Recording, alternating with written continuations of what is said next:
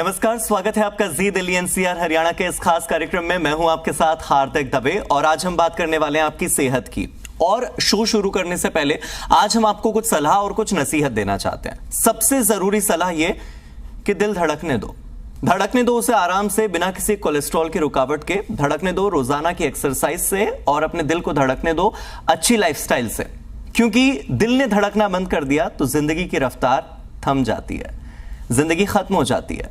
और ऐसे में क्या करें कि हार्ट से संबंधित जितनी भी बीमारी है उससे आप दूर रहें, और क्या करें कि जब हार्ट रिलेटेड बीमारी आपको जकड़ ले और आप इससे छुटकारा ना पा सकें, क्या करना है क्या नहीं करना है, यह बताने के लिए कुछ स्पेशलिस्ट मेरे साथ आज जुड़ेंगे।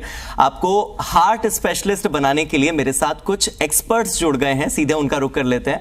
उनकी बातों को सुनकर आप कम से कम ये तो समझ जाएंगे कि हार्ट अटैक आए या कार्डियक अरेस्ट हो जाए या हार्ट फेलियर हो जाए तब आपको क्या करना है। ये बताने के लिए मेरे साथ जुड़ गए हैं interventional cardiologist doctor Ashish Agarwal. आप द्वारका के आकाश सुपर स्पेशलिटी हॉस्पिटल में कार्डियोलॉजी डिपार्टमेंट के हेड हैं।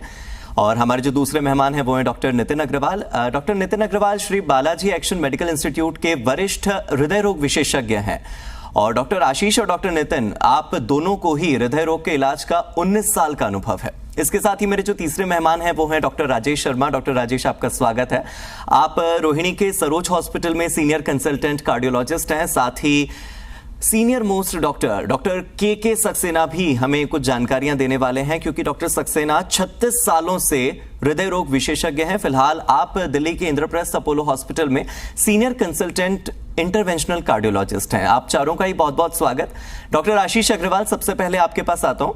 आपसे मैं शुरू करूंगा इस शो की। आप मुझे ये बताइए कि अक्सर ये कहा जाता है हार्ट अटैक आया, हार्ट ने काम करना बंद कर दिया, दिल ने धड़कना बंद कर दिया, तो ये हार्ट फेलियर का कॉन्सेप्ट क्या है? आसान भाषा में, सरल भाषा में समझाइए ताकि हमारे दर्शक ये समझ पाएं कि हार्ट फेलियर है क्या। Hello everyone, I am doctor Ashish Agarwal, director cardiology at Aakash health care super speciality hospital. आज हम बात करेंगे हार्ट फेलियर के बारे में। हार्ट फेलियर एक ऐसी स्टेट है जिसमें कि heart is unable to pump enough blood to meet the required amount by your body. That means या तो हार्ट की मसल वीक हो जाती है, हार्ट की पंपिंग कम हो जाती है, जिससे कि हार्ट पूरी तरीके से जितना उसको ब्लड पंप करना चाहिए उतना वो उस ब्लड को पंप नहीं कर पाता, जिसके कारण बॉडी के वाइटल ऑर्गन्स को ब्लड की सप्लाई कम हो जाती है। ऐसी सिचुएशन में एक तो ब्लड कम मिलने से बॉडी के बाकी वाइटल ऑर्गन्स कम काम करते हैं।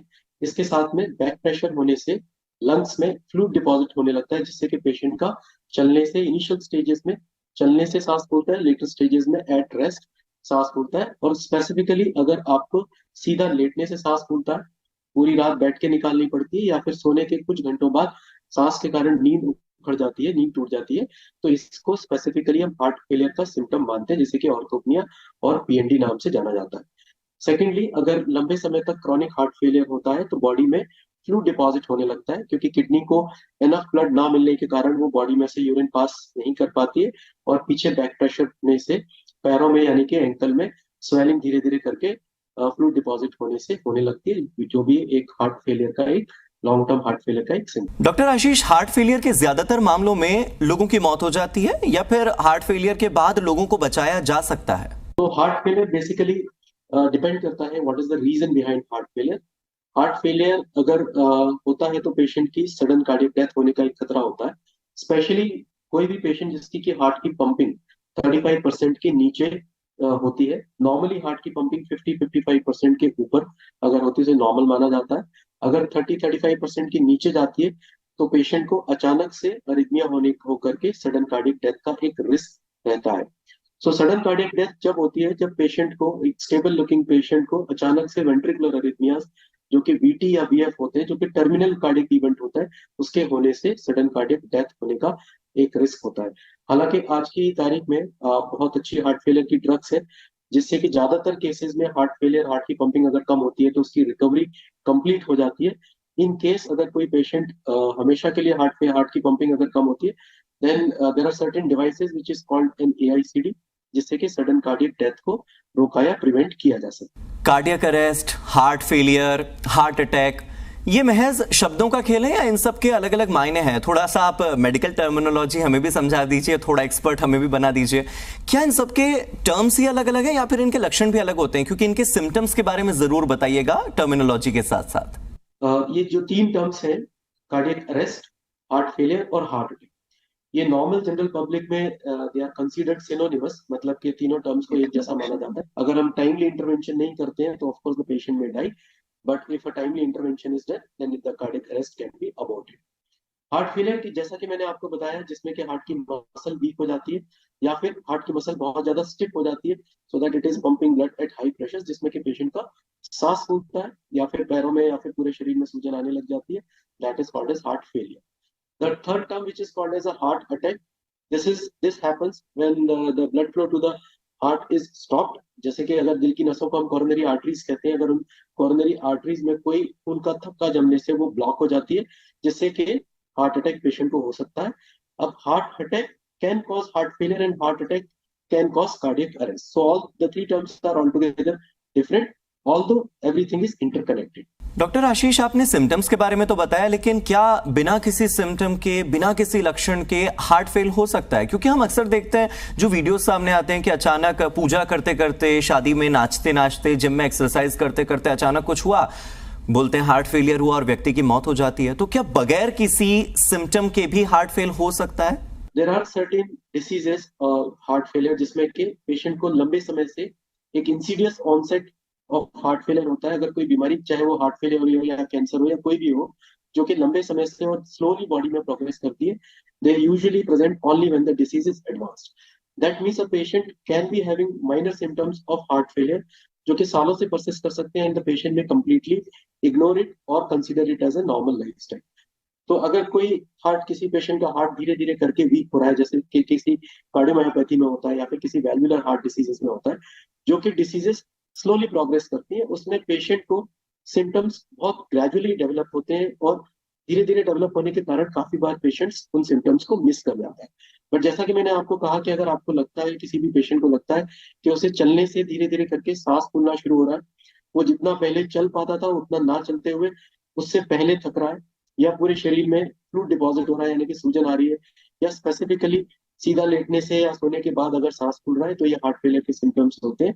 So of course gradual onset heart failure जो धीरे धीरे करके कार्डियोमायोपैथीज डेवलप होती है, they can go unnoticed and they can remain asymptomatic for years. Usually ऐसी सिचुएशन में जब पेशेंट वर्सन कर जाता है, जब पेशेंट की सिम्टम्स बढ़ जाते हैं, then the patient is diagnosed as a case of heart failure, जिसे हम कहते हैं डीकॉम्पेंसेटेड हार्ट फेलियर। ठीक है डॉक्टर आशीष, अब डॉक्टर नितिन अग्रवाल के पास चलते हैं। क्या डॉक्टर नितिन, ऐसा कोई ट्रिगर पॉइंट है जिनसे हार्ट फेलियर के चांसेस बढ़ जाते हो, या लाइफस्टाइल में कोई ऐसी चीज जिससे कि हार्ट फेलियर आपको हो सकता है? हम खुद को हेल्दी कैसे रखें? खुद को हेल्दी रखने के अगर आप उपाय बता सकें, अपने हार्ट को हेल्दी रखने के उपाय अगर आप बता सकें। नमस्कार, मैं doctor Nitin Agarwal, consultant interventional cardiologist at Shri action medical institute, Balaji, Paschim Vihar and Rajiv Gandhi cancer institute, Rohini, New Delhi. A very important question. The heart failure is the condition which can lead to heart failure are basically divided into 2 buckets. Pre-existing conditions like जिनकी problem diabetes और cardiomyopathy और जिनका cholesterol ज्यादा होता है, उनको ये pre-existing conditions है which can increase the risk of heart failure। और द न्यू ऑनसेट, अगर किसी को रिसेंट हार्ट अटैक हुआ है जिसके कारण उसके हार्ट की क्षति कम हो गई है, या कार्डियोमायोपैथी जिनका हार्ट रेट बहुत ऊपर नीचे चलता है जिसके कारण एट्रियल फिब्रिलेशन या ऐसे एरिथमियाज होने के चांसेस रहते हैं, उनको भी हार्ट फेलियर के चांसेस ज़्यादा हैं। या वेल्वुलर डिसफंक्शन, जैसे हमारे बचपन में ही कुछ वेल्व की प्रॉब्लम्स हो जाती हैं, like mitral stenosis, mitral regurgitation, जिनमें रक्त का वेल्व सिकुड़ जाते हैं या लीक करने लगते हैं, उन सब के कारण भी हार्ट फेलियर बढ़ सकता है। ठीक है डॉक्टर, आपसे एक ये भी चीज समझना चाह रहा था कि क्या उम्र का या आपकी एथनिसिटी का कोई हार्ट फेलियर पर असर होता है? हम इंडियंस हैं, तो क्या इंडियंस में ज्यादा हार्ट फेलियर के चांसेस होते हैं, या एक उम्र बीत गई है, आप 50-60 को क्रॉस कर चुके हैं, तो क्या उसके बाद हार्ट प्रॉब्लम बढ़ जाती है? क्या ऐसा कोई कॉन्सेप्ट है? I think it's a very pertinent and relevant questions. I have divided into A, B, C, D, E, F, G, H so that हमारी ऑडियंस इसको रिमेंबर करे और उसके पर काम करे। A for age, older age is risk factor. More than 65 years in our country is a risk factor for getting heart failure. B, blood pressure.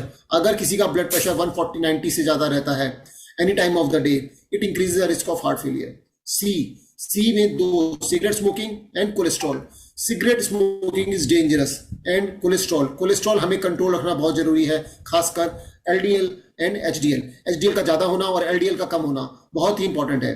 D for diabetes mellitus. Sugar का control होना बहुत ही important है because sugar increases the risk of heart failure as well as the heart attack और various other problems. E for exercise. Lack of exercise और physical inactivity is a major risk factor for getting heart failure. हमारी ambulatory lifestyle में अगर exercise ना हो तो हमारे risk of heart failure बढ़ते रहते हैं. F is for family history. अगर किसी के फादर को, ग्रैंडफादर को पहले हार्ट अटैक हो चुका है या हार्ट फेलियर के कारण उनकी तकलीफ रह चुकी है तो उनको भी रिस्क रहता है. जी फॉर गर्थ. मैंने इसको बनाया अबनॉमिनल गर्थ. अगर किसी ओवरवेट है, कोई ओबीज है, तो इससे increases the BMI, that is body mass index. It will increase the risk of heart failure. Obesity and overweight are both risk factor for heart failure. And last but not the least, H is for high salt intake. अगर हमारा खाने में salt की मात्रा ज्यादा है, sodium का intake ज्यादा है, it will lead to heart failure. Doctor, हम ये कैसे पता करें कि एक्चुअल में हार्ट फेलियर हुआ है? कई बार गैस होती है, कई बार मसल पेन हो रहा होता है, कई बार कंधे का यानी कि शोल्डर का जो पेन होता है वो भी आगे तक बढ़ जाता है, कई बार हाथ का दर्द है वो सीधे हार्ट तक जाता है. तो ये कैसे तय होता है कि आपको वाकई में हार्ट फेल हुआ है? कई बार हम इग्नोर कर देते हैं. संकेत तो होते होंगे ना कुछ ना कुछ कि ठीक है, आपको पहले से ही पता लग जाए कि हाँ हमारा हार्ट फेल हुआ है या ये हार्ट फेलियर के लक्षण हैं, तो हम पहले से सतर्क हो जाएं. How we can differentiate? I will not say it is after effect, but yes, as the person gets older, जैसे ही आदमी की एज बढ़ती रहती है, उसकी मसल्स स्टिफ होने लगती हैं, तो हार्ट मसल्स भी स्टिफ होने लगती हैं. तो अगर हार्ट मसल्स स्टिफ होंगी तो उनको रिलैक्सेशन नहीं मिल पाएगा. हार्ट हमारा दो तरह से करता है, कॉन्ट्रैक्शन एंड रिलैक्सेशन. अगर रिलैक्सेशन एब्नॉर्मलिटी होगी तो हार्ट को फीलिंग अच्छी नहीं होगी, तो इट विल इंक्रीज, वो पंप, इतना ब्लड पंप आएगा ही नहीं कि वो आगे पंप कर सके. तो definitely as the person gets older, heart muscles get stiff and it will lead to increase in the risk of heart failure as well as the heart attack. I will say the burden of heart failure is extremely high and it estimates all the annual incidents. मतलब हर साल 10 से 15 लाख लोगों को heart failure के chance होते हैं.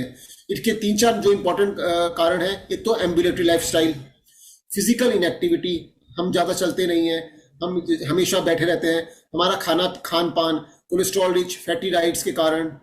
इस family history of heart attack is also important. Last but not the least, older age and other factors like hypertension and diabetes. So Indians are definitely slightly more prone as compared to other Western counterparts.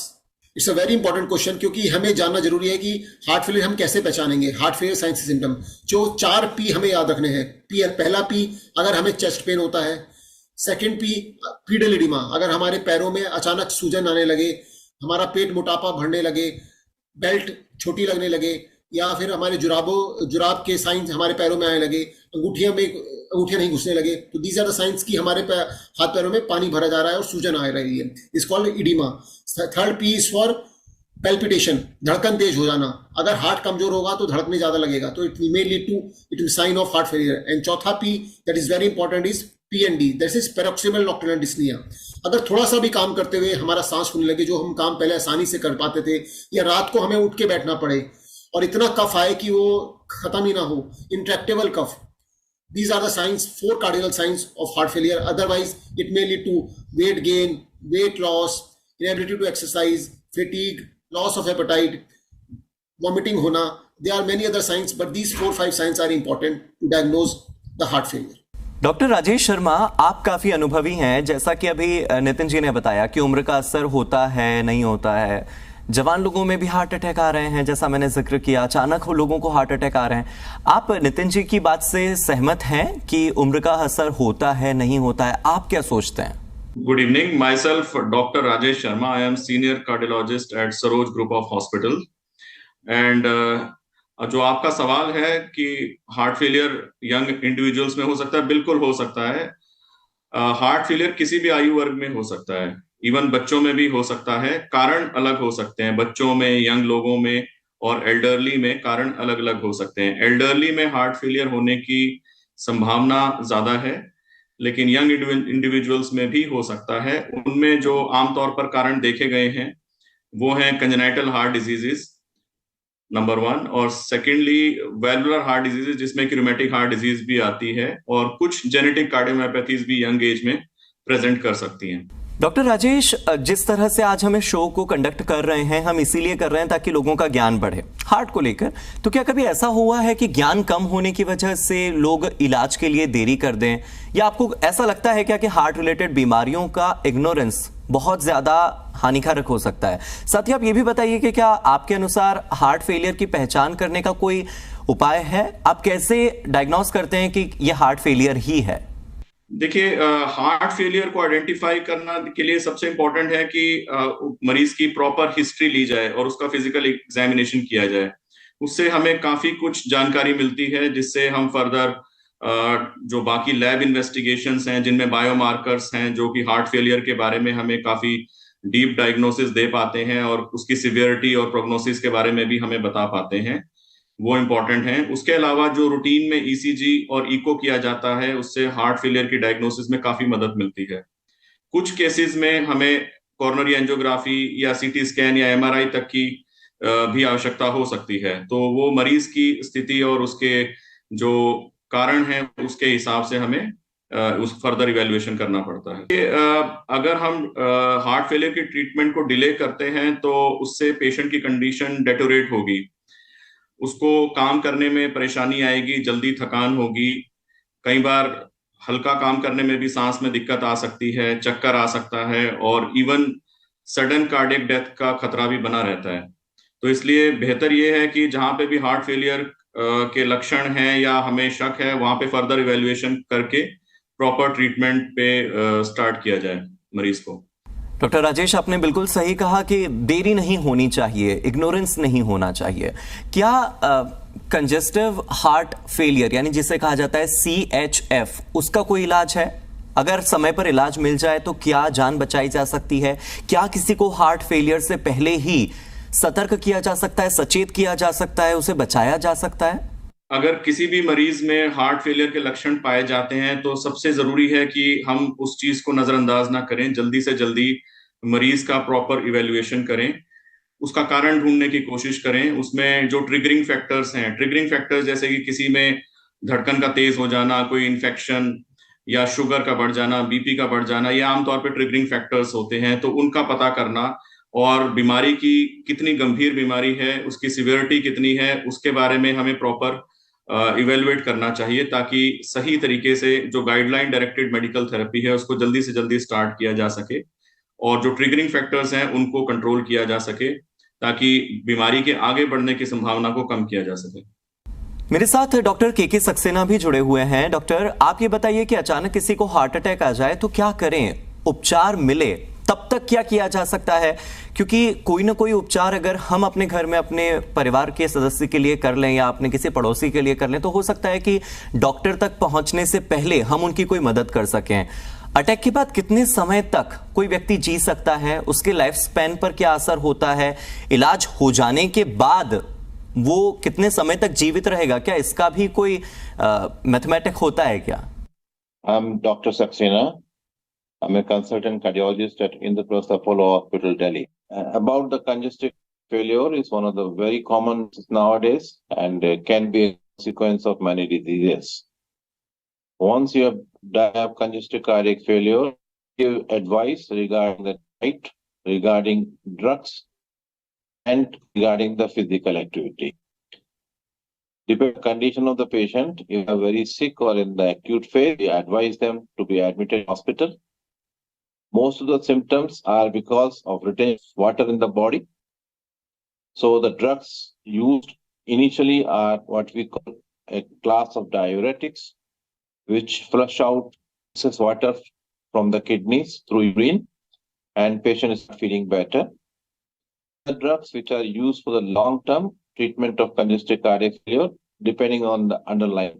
Doctor Saxena, आपके पास इतने मरीज आते होंगे, 36 साल का आपका अनुभव है, अपने अनुभव से बताइए कि क्या सावधानी रखने की सलाह आप हमारे दर्शकों को देंगे, किस तरह की दवाइयां आप प्रिस्क्राइब करते हैं। कई बार ये भी होता है कि गलत दवाइयां हम खुद से ही खरीद लेते हैं, कई बार हम खुद ही डॉक्टर बन जाते हैं, तो आपके अनुभव का थोड़ा फायदा हमारे दर्शकों को हो। These patients are advised to reduce salt in their diet, and in very advanced case or in very severe symptomatic patients, we may even restrict the per 24 hours to 1.5 to 2 liters a day. Again, the physical activity advice will depend on severity of disease. If a is at rest or is not to lie down, he is advised to avoid all physical activities and take a complete bed rest till it improves. Most of those patients after initial phase will be able to do their routine activities, but they cannot do a heavy exertion like running or swimming or bicycle and these things like that.